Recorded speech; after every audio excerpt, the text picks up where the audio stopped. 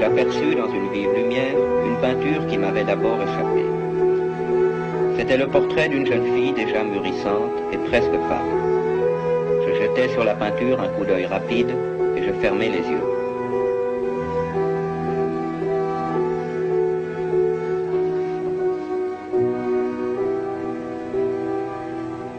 C'était un mouvement involontaire pour gagner du temps et pour penser, pour m'assurer que ma vue ne m'avait pas trompé, pour calmer et préparer mon esprit à une contemplation plus froide et plus sûre.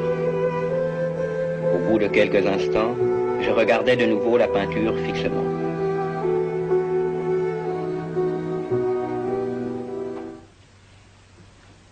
Le portrait, je l'ai déjà dit, était celui d'une jeune fille.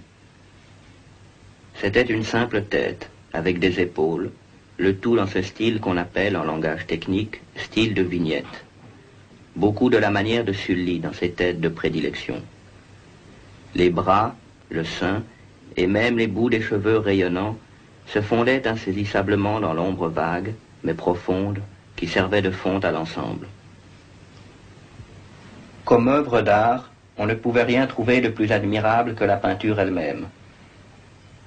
Mais il se peut bien que ce ne fût ni l'exécution de l'œuvre, ni l'immortelle beauté de la physionomie qui m'impressionna si soudainement et si fortement. Encore moins devais-je croire que mon imagination, sortant d'un demi-sommeil, eût pris la tête pour celle d'une personne vivante.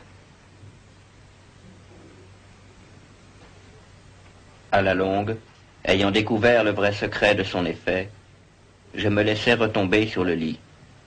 J'avais deviné que le charme de la peinture était une expression vitale, absolument adéquate à la vie elle-même. Il est à toi, ce livre?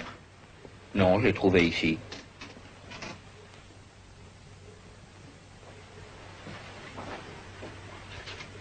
Tu m'en donnes une.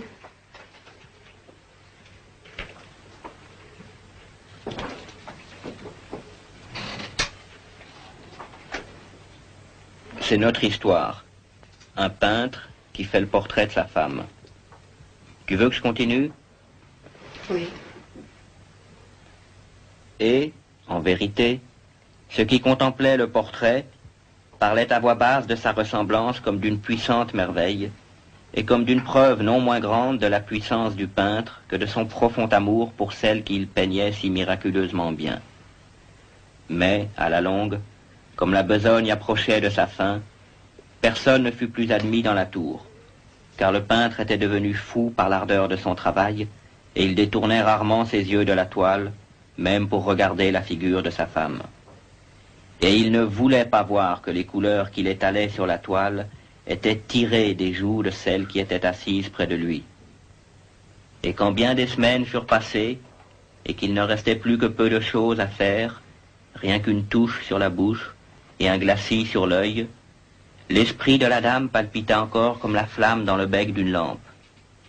Et alors la touche fut donnée, et alors le glacis fut placé. Et, pendant un moment, le peintre se tint en extase devant le travail qu'il avait travaillé. Mais, une minute après, comme il contemplait encore, il trembla, et il fut frappé d'effroi, et, criant d'une voix éclatante, « En vérité, c'est la vie elle-même !»